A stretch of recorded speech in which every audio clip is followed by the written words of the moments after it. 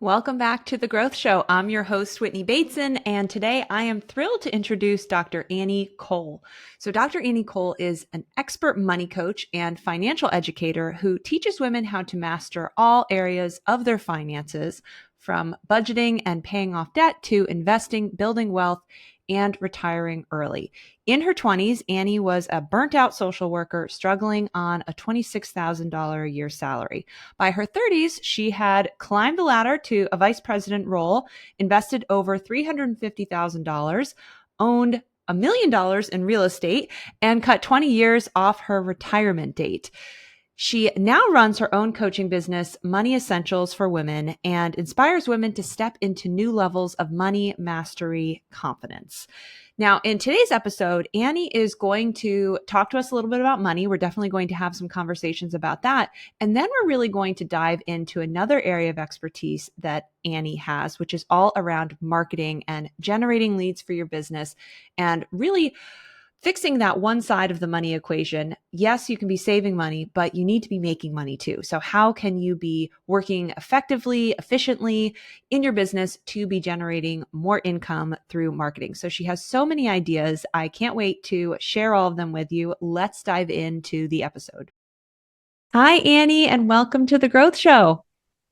Hi, it's so nice to be here. Thanks for having me. Yeah, absolutely. I am very, very excited to be speaking with you. So let's just start with your journey because you have a very unique background. So you are a money coach right now, and you personally have completely transformed your own financial situation. So can you share what inspired you to start helping others with their money? Yes, absolutely. I feel so lucky because what I get to do nowadays is I'm a financial coach and I help women figure out how to reach their money goals. But, I started out, I was a first generation college student, got my bachelor's degree, thought I'm going to go out and make all the money in the world. And then, of course, my first social worker job paid me $26,000. Mm. And I was struggling and I just knew it was going to be really hard to stay on that path. And personally felt like that work was not the right fit for me. So I hit what I think a lot of people hit, which is this career dilemma of, oh my gosh, I went to school for this. What do I do now? What if I want to do this complete 180? So I actually took some time to take a bridge job. I worked as a leasing agent, a front desk at an apartment complex, purposefully dove into working with a counselor and doing lots of reflective work to figure out what I wanted next. And then went on this journey and spent lots of time with mentors, reading books, figuring out how to not only find my passion in my career, but make more money. So I learned how to advocate for raises. I learned how to land promotions, how to pivot and apply for new jobs every few years. And then most recently, before I launched my business, I was the vice president of a nonprofit. Had a ton of fun in that role, was making six figures, was feeling really good, and finally felt like, okay, I've accumulated all this knowledge. I want to launch my own business and teach other women how to do this journey. So that's what I did. Oh man, I love that. And I love what you talked about in terms of just even like those skills to advocate for yourself as well, because those are definitely not inherent. And especially as we, Yeah. these helping professions, social work, nutrition, healthcare, coaching, all of those, we're first focusing on helping others and not wanting to feel like we're out here to take money from people or whatever. But you Yeah. recognize that it's like, well, I still need to make a living. And how can I do that Yes. in a way that still feels like authentic to me as well? Yep. And there's so many things I could talk to on that point. But number one, we need to know your market value. Even doing a quick Google search for your salary, like Glassdoor and other places, find out what the going rate is so that you know you're at least getting your going rate. But then on top of that, don't be afraid to get paid what you're worth, even if you love your clients. Hopefully, your clients would then turn around and also charge what they're worth. So at the end of the day, we need to be comfortable sitting in that. Yeah. Yeah, absolutely. So for women business owners, what's one thing that you wish we all knew when it came to improving our financial health and feeling more confident with money? Or maybe a few things. Yeah. So when I started my own business, of course, I came from this nonprofit. And when I started, I was there for 4 years, I was probably the fifth or sixth hire. So I was the first group of hires they officially made to start the business. So I got to see that business grow from the ground Yeah. up and learned a lot about business that I've brought into my own business. And I would Mm-hmm. say the number one thing to think about is that it might feel like there's a lot to learn, and that's totally normal. You do not have to have it all together. You can learn along the way, but definitely tap into resources and mentors. I have paid for coaches. I have had mentors that work with me. I have a CPA that I'm constantly asking questions, tax related questions, and business registration questions.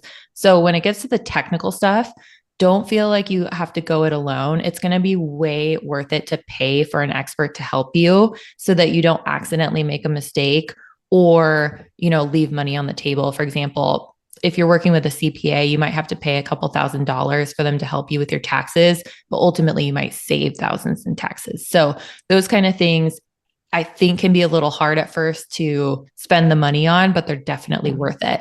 And then also just be curious about numbers. I know the numbers can be intimidating, but Oh, yeah. it doesn't have to be fancy. When I first started, it was just a Google sheet and one Yep. tab was here's potentially what my income is. Here's the different things I sell, one-on-one coaching, my book. Here's how much that sells for. Here's how many people I think might buy it in January. It could be very simple, but if you start Yeah. playing with it, you'll get more comfortable over time. Yeah, I just love that so much because I remember I worked with a coach too when I was getting my business started. I worked with her for many years, and I remember being so emotional about money when talking about my numbers and how much I thought I would be bringing in. And I think sometimes she would just be like, "You're getting really worked up about this." It's just I think because and you're probably like the one to speak to this, is that there's just so many additional feelings around like either shame when it comes to how much we're making or not making, Yes. or some other kinds of things that are deep seated. And, did my family have enough money growing up? Like, how did I actually feel about my place in the world? And what does this now mean about me and my business? And we just kind of like avoid it. And that's Yeah. not knowing your numbers as a business owner is just not a good place to be in. It's really important to Yeah. be confident about them, but it's not something that comes naturally to any of us, I would say, probably. Oh, absolutely. Yeah. It doesn't come natural. And you're so right. Every single client I work with, we are talking about their emotions about money the entire time. It might not be at the forefront, but it is. I mean, for example, I worked with a client recently and we were talking about how much should you have in your savings account as a buffer. And every person I talk to has a different answer on what they're comfortable with. So the Mm-hmm. general rule of thumb is to have 3 to 6 months of living expenses in a savings account.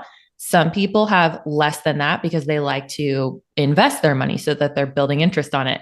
Other Mm-hmm. people, majority of people I talk to, love to have a really big cushion because they have fear of losing money or not having money. And that's Yeah. emotional. So it doesn't matter Yeah. what the best practice is, it matters how you feel about it. Or, I've gotten the question, how soon should I be making money in my business? I don't know. I know some coaches that didn't make money for the first 6 months and then they finally land their first client. I know other people who make money in their first month, or you might, I've launched multiple products. Some of them sell right away, some never sold. And I just assumed like that was not what the market needed. And you kind of have to grow this thick skin to say the finances are ultimately telling you if what you're selling is what people need. It's Mm-hmm. not about you though. It's not like you're not Yeah. bad, you're not wrong. You can learn from that and you can actually grow and create something different. Mm-hmm. Yep, absolutely. And then getting those mentors and those other people to talk to, if you can't necessarily read the tea leaves of what the numbers are telling you, like what is actually Yeah. going on here? How do I actually interpret all of this? Getting those people Yeah. to help you to then figure out, okay, what's the next step? But yeah, Exactly. it's getting clear on those numbers. I know for me, one of my biggest, most emotional things in my business was I started assessing profit margins on a few things, and had Mm-hmm.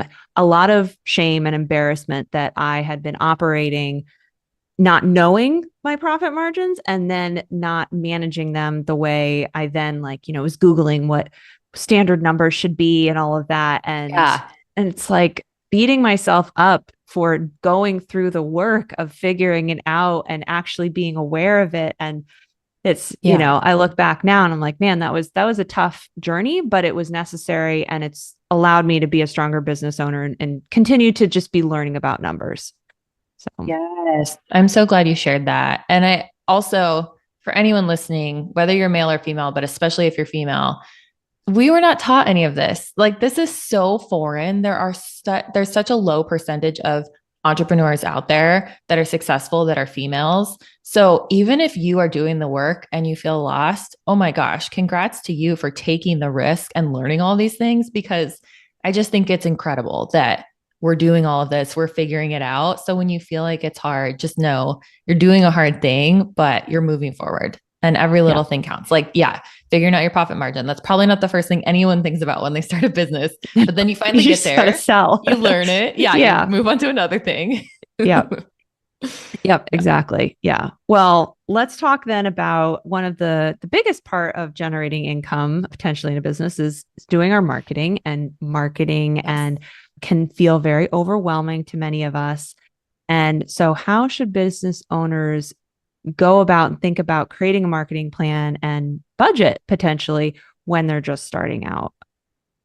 Yep. I think there's so big picture before we dive into any of the technical, like how much should you spend on it? What channel should you be on? Think about marketing and sales and how they work together, and then your content. So I want you to think of a funnel, and some of you are really familiar with this and some may not be, but when you think about a funnel, everything you do in your business is funneling people who don't know you at all into some sort of awareness of who you are and that you exist, into some sort of curiosity and engagement, which usually comes from your content or something you create online, coming into your world, and then either having a free engagement with you, a consultation, a coaching call, then getting into an actual sale and buying something from you. That's usually how the funnel works. So marketing, we're really focusing on that upper part of the funnel of just getting people into our world. Whereas further down the line, we're going to be thinking about sales. So I think it's just really important to think about, because I think a lot of people think of marketing and they just think they market to make a sale. But marketing is so much more than that, because it's really the nurturing, the awareness building, the credibility building. There's so much more that goes into it. And Mm-hmm. my number one tip for new entrepreneurs, and whether you've been in business forever, work with the things that are free first. There are so many free opportunities. And for example, let's say you want to create online content on LinkedIn or Instagram.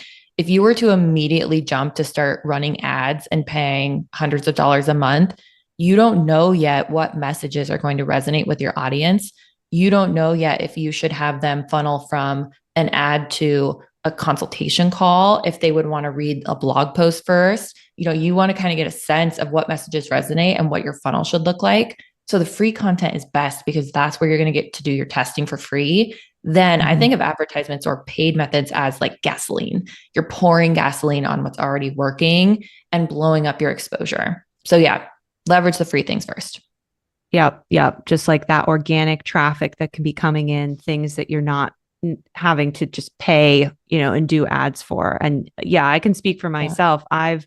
We've done ads a little bit in the past, but now this year I'm finally really committing to ads. We've been, I won't say that it's been free, because I've been paying people to do all of our marketing content and all of that, but we haven't been paying to have traffic come into our business in any significant way.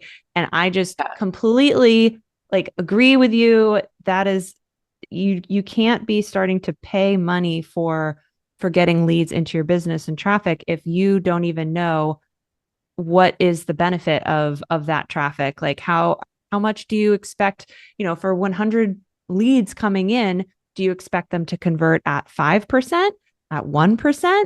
What are they going to convert into? A $50 product, a $5,000 program? That is going Yeah. to change how much you spend and what your cutoff points are, and so much. And yeah, just kind of spending money on things that are untested is Yeah. is going to be a road to a lot of frustration and anger and less in your bank account. Yes. Yeah. Ads are expensive. They are something that you fine tune. Even when you're running ads, for example, if I'm running ads, I'm always putting out at minimum 5 ads with different copy and different images to get people into one funnel. And then over the first couple of days, especially the first week, watching it, And I will even find, recently I ran a series of ads. One was outperforming. I think let's say it had 250 people click on it. Another one had only in the 90s. That's a huge difference. And that's just different ads. But that's also after I knew what messaging worked. Another thing you can do that's really practical, if anyone's listening, and you can do this on a piece of paper, if you like Miro or any online platform that lets you build flowcharts, I've used Miro for this. You can build out your user journey. If you're not familiar with the user journey, you can Google it and get lots of good info online. But it's basically you're mapping out how people will experience your business, sort of like the funnel. But the pieces you want to have in there is number one, you want to have a really clear avatar. So you want to know who the person is. That might be like, Sally is my avatar. She's a 30-year-old stay-at-home mom who wants to start an online business. She doesn't know where to start. And I'm specifically going to help her with blogging and making money with blogging. So then what are you going to do to get her in your world? You're maybe going to post on Instagram. You're going to post on Pinterest. You're going to get some media features and guest on some podcasts. When people come from there, they're going to click on this freebie or they're going to go into a coaching call. And then you have your email nurture sequence. So you can start mapping out visually what you want that person to go through. And I think the visual part resonates with a lot of folks. Yeah, I love that so much. Yeah, just kind of really seeing like these are all the spots that we expect them to go through, or the ideal scenario of someone becoming a customer. Because also to your point, they're not just going to go from Instagram post to paying customer. There are steps along the way, and how are you setting up systems to marketing systems to support that, sales systems, and whatever the case may be, just to nurture them along. So I love that. You mentioned a few different channels. So a lot of business owners focus on just one marketing channel, or they're kind of not sure where to start. So why do you think it's important to explore different channels before maybe even committing to one channel? Like, what's a good way of how to figure out like where to invest your energy and money when it comes to those channels? Yeah, I talk about this a lot with coaching clients that are trying to grow their business and specifically generate leads. Every channel has a different demographic profile. So first of all, it's really easy. If you just Googled, social media channels and their demographics, you'll find it really quickly. But for example, you might find that Facebook trends older, TikTok trends younger. We know that LinkedIn is going to be for professionals. Pinterest is more like a search engine. Your website is also going to be something people find with Google searches. Your blog is going to be searchable. So you're on the search engine type platforms, you're going to be creating evergreen content that will last forever. So, how to create a resume that lands the job, top 10 questions people are going to ask you in an interview. Those would be great for evergreen content. And then your social media feed is more like daily updates.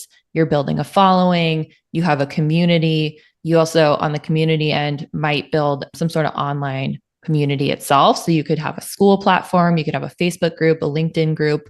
If you're focusing on building credibility and trust for your brand, media features are really great because you're going to be able to be quoted. And let's say, like, I've done a lot of media features in finance. So NerdWallet, Go Banking Rates, Business Insider, you're going to then be able to get a backlink from that media article, and tens of thousands of people will read that article and then go visit your website.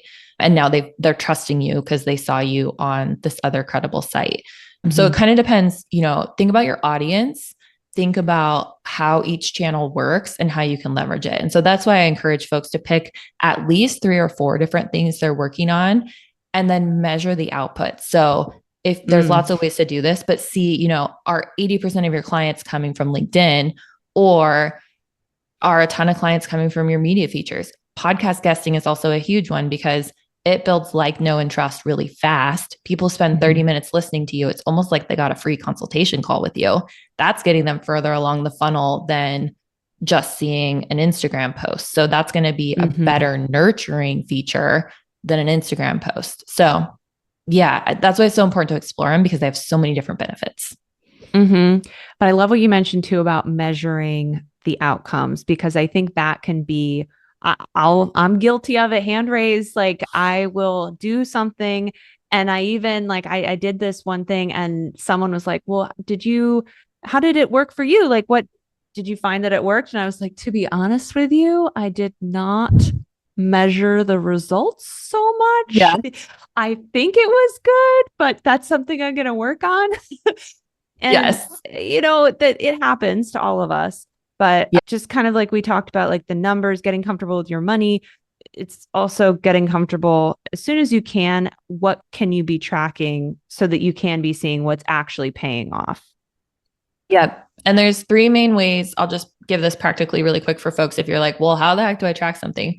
Number one, if you're on a platform that has analytics, like let's say you post a LinkedIn post, you can go in and see I would do this in a weekly batch. Look at all your content, what got the most views and engagement, comments, and ultimately resulted in outreach, because those are different things. You might have one that resulted in a lot of people reaching out and another one that got a lot of shares. So look at what happened and if what you wanted to happen actually happened.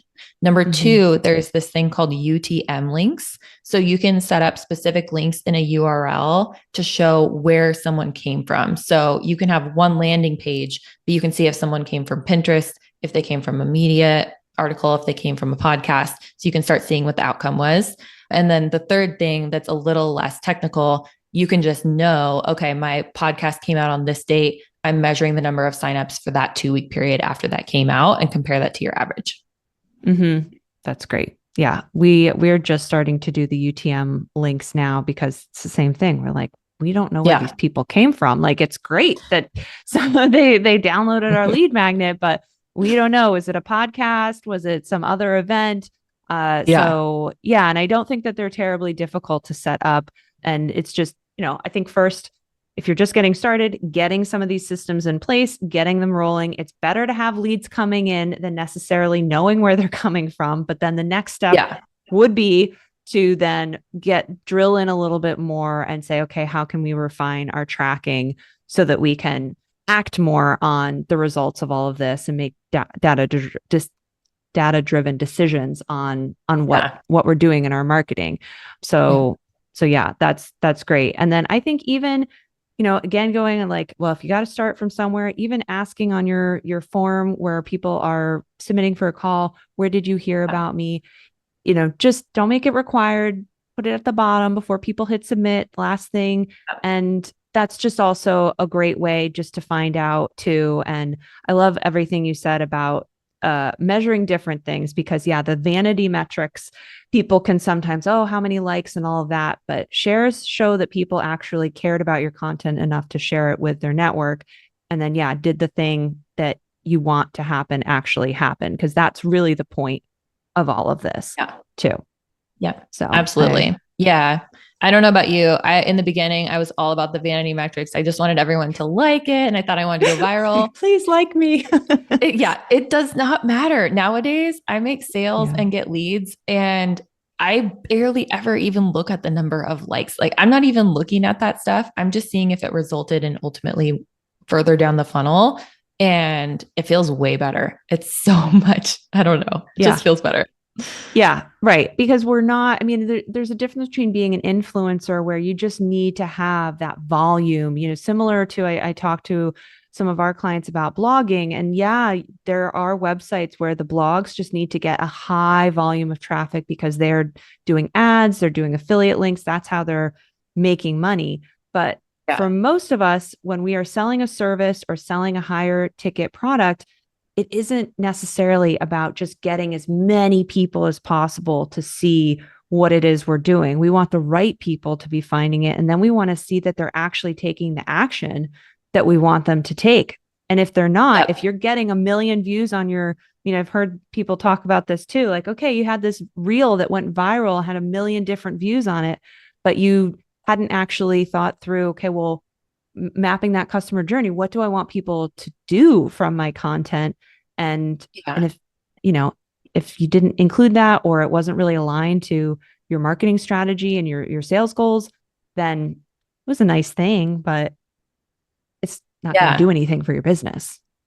Exactly. Yeah. It's so important to just keep that in perspective, because it feels good, but we got to keep coming back to, are we reaching the right goals?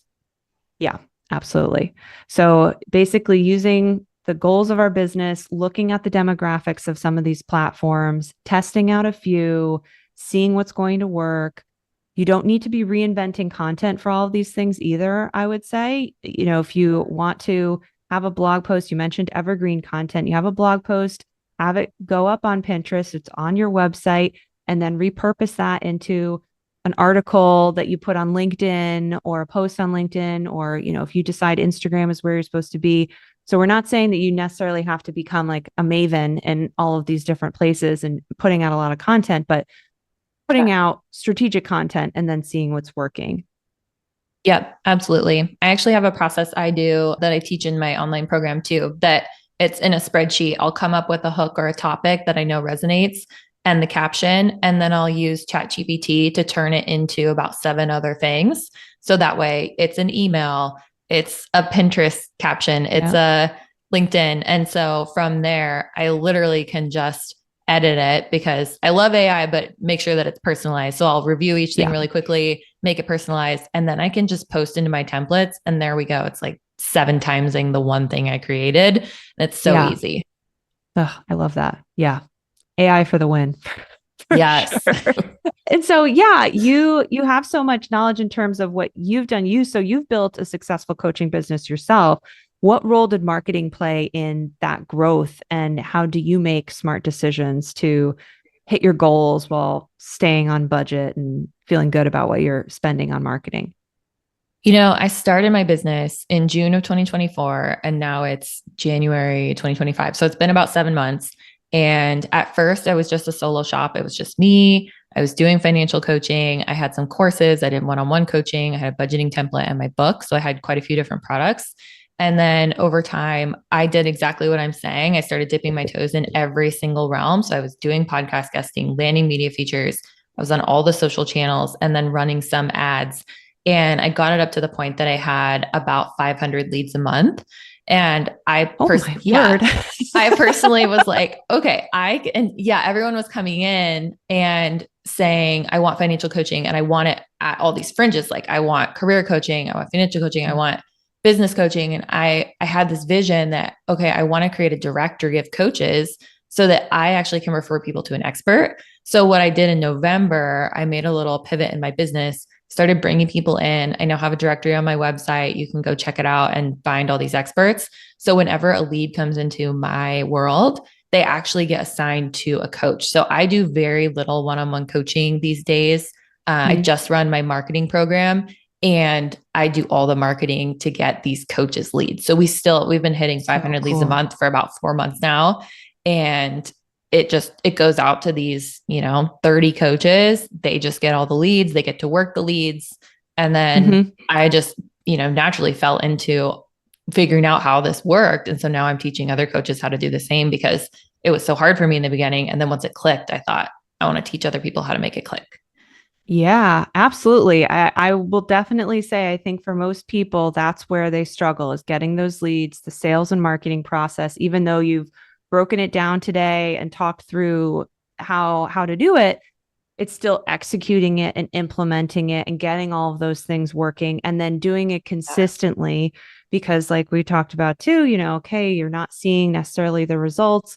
And so maybe you're just like, this isn't worth it. I'm going to go back to just, hoping for referrals or whatever and not seeing it through. And so having someone like you that's kind of figured it out, now you're making it possible for other people to just get those leads instead of having to do the work to find them. So yes. Yeah. And what we do, so in the program, I talk through, all the different channels, how to find your channels. And then we start to identify what channels you want to focus on. And then I share all of my templates because I think that's the hardest thing too. I don't know if you felt this way, but in the beginning, let's say I wanted to get on a podcast. I'm like, okay, where do I find the podcast? How do I get their email? What do I say to them that's actually helpful and convincing to get on their show? And so all of those, like my pitch templates, my advertising templates, all that stuff, I just share templates because working from a template is so much easier than working from a blank page. Yes. It just, So I hope that helps make people's lives easier. Yeah, absolutely. Yeah. Cuts down on that learning time. I mean, like you mentioned at the beginning, getting those experts and that support when you're getting started, it's the same thing. If someone else has already figured it out, take that and then just make it your own, but you don't need to reinvent the wheel. there's stuff that's already there and it can cut your learning time and your growth time, in half or less just by Yep. tapping into someone else. Yeah, that's awesome. Yep. So, what are some like low cost or free strategies that you think could have the biggest impact for someone like just getting started? I think having one social channel is really important. And you can pick which one that is. TikTok with the ban happening right now, I wouldn't highly recommend it. I usually recommend either LinkedIn or Instagram. Okay. I have in my old business, our founder used Twitter a lot and had a huge following and really focused on short snippets that were thought leadership. So he built himself up as an authority in the field. And that was really great for him to build connections with other leaders. And we were also trying to get people to fund us and give scholarships and things like that. So he did have success on Twitter, but generally I say start with either Instagram or LinkedIn. LinkedIn, if you're doing anything career related, Instagram for anything else, and start to get comfortable with that. And then I would pick either media features or podcasts to build your credibility, because again, that's where you're going to start aligning your name with other names that have more credibility than you. And that's going to be really, really important. So one of those two is great. And then something search engine related, because people are also going to be searching. So I love Pinterest. I've found a lot of success with Pinterest to get folks into my funnels, but even creating a blog so that you can be searchable on, a Google search is going to be great. One thing you can do too for your blog is I use this platform called SEMrush. I think it's semrush.com, but it's showing you what people are searching in Google and how competitive that search term is. So something like digital marketing is super competitive, but digital marketing in Ohio for teachers who want to create printables is maybe going to be super non-competitive. So you can use that to your advantage to then write blog posts on some of these long tail searches and potentially get people in the door that way. So one social media, one credibility builder, one searchable platform. I love it. Simple, three-pronged approach, and see how it works and then adjust, tweak from there. That's awesome. So just to kind of wrap up this connection between money making and marketing, how would you explain to someone who's kind of like, I'm still just not sure I'm ready to invest in a course about marketing or spend significant time on it? Like how do we really equate smart marketing with long-term profitability and success of a business? I think of marketing as your brand presence. It's who you are and how you share yourself with the world. So it is the content you create, but it's also things like the colors you're using, the words you're using. When I first started, I tried to think of a couple words that I wanted to constantly have people resonate with my brand. And one of them was hope, because I think with finances, a lot of times it feels like there's not an answer. So I wanted hope. I wanted demystify to make things that are really easy for people. So, and I'll get into the finance piece of that. But first, I would just say a lot of it is just truly your online presence, and that is free. But that's something you can hone in on and really lean into to make sure your brand is crisp and known anytime someone engages with content. As far as actually the cost of it, what I would do, I would use a spreadsheet. I would have one tab be your income, one tab be your expenses, if you don't already do this, and just write out what all the costs would be of potential marketing strategies. So do you want to pay for, there's so many tools out there, but do you want to pay for a special AI tool? Do you want to pay for a virtual assistant? Do you want to pay to have a membership to connect with reporters to get media features? And then look at the different costs. Think about the return on that specific investment, because you could pick one thing. Let's say you want to focus, you hire someone to help you land podcasts for 3 months. And then the next 3 months, you focus on something else. So it could be a cost that you don't pay for the whole year. Definitely shop around, find the best rates, ask your network for recommendations so you make sure your money is worth it. And then hone in really, really well on the goal that you want to reach. So if you just want to get more leads, how do you want to get more leads? Are you finding that your content isn't landing? So you want to work with a content person? Do you want someone to build a funnel for you because you have no idea how to build a funnel and it feels complicated? Do what is the thing you want? And then lean into that as your cost, because You don't need to pay for a bunch of things all at once. Just really hone in on what you want. Yep. I love it. And really like working backwards from that goal and what are the things that you need in order to reach that goal and what are the things that you're going to do yourself and what are the things that either you don't love doing or they're not in your, sphere of genius and it's better Yeah. to pay for that because when you start looking at how much money you could potentially generate from these activities if they were to pay off based off of, okay, well, if I were to be on this many podcasts, I would expect that this many people would come to my website and book a call and this many people. And these are all guesses, but that's what part of business, a lot of business is just testing and experimenting and then gathering the data and then knowing. But then you can start seeing like, okay, if I did this thing and it worked, then this is what the ROI would be. And then it also allows you, now that you've set those benchmarks, once you do it, you can also evaluate if it ended up meeting your goals or not. But a lot of it is just guesswork to start and taking like little risks or little, experiments. So I love that. Yeah. And that's why I think you're spot on in the beginning.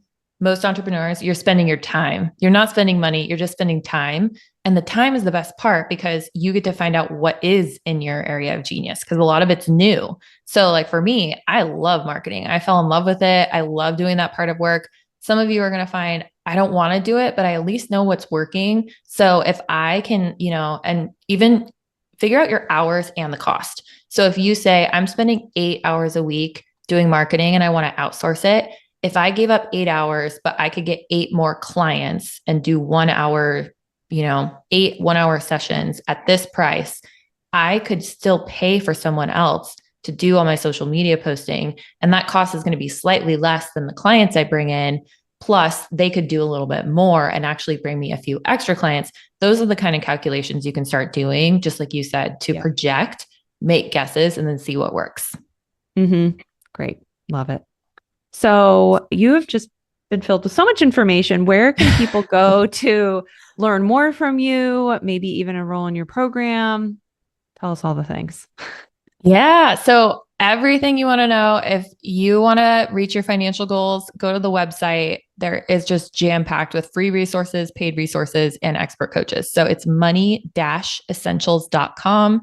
So many good things there, but we're also going to have in the show notes the link specifically to my program. So it's an 8-week online program. I do cohorts every few months. It's called Overflowing Leads. And I teach you exactly what I've been talking about, how to build your client avatar, how to understand all the different channels. And then we literally build all of your templates for those 8 weeks. So by the time you're done, you have a full system to start generating leads and you're ready to go. I also included in the show notes, I'm going to have a freebie for you specifically for marketing. So check that out as well.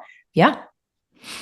Great. Well, thank you so much, Annie, for your time and sharing all of this with us. I hope it inspired a lot of our listeners to either get started or keep going or ramp it up even with their marketing. So thanks so much. Yeah. Thank you. Thank you so much for catching today's episode of The Growth Show. A huge thanks to Annie for joining us and for sharing all of those amazing ideas and frameworks and mindsets that we can apply to both our money and our marketing in our businesses. So make sure you check out the resources that Annie has provided to us. It's all linked in the show notes, the freebie, more information about her course as well. So check all of that out. And if you enjoyed this episode, please subscribe, leave a review, and share it with your fellow entrepreneurs. Thank you so much for tuning in. I will see you next time on The Growth Show.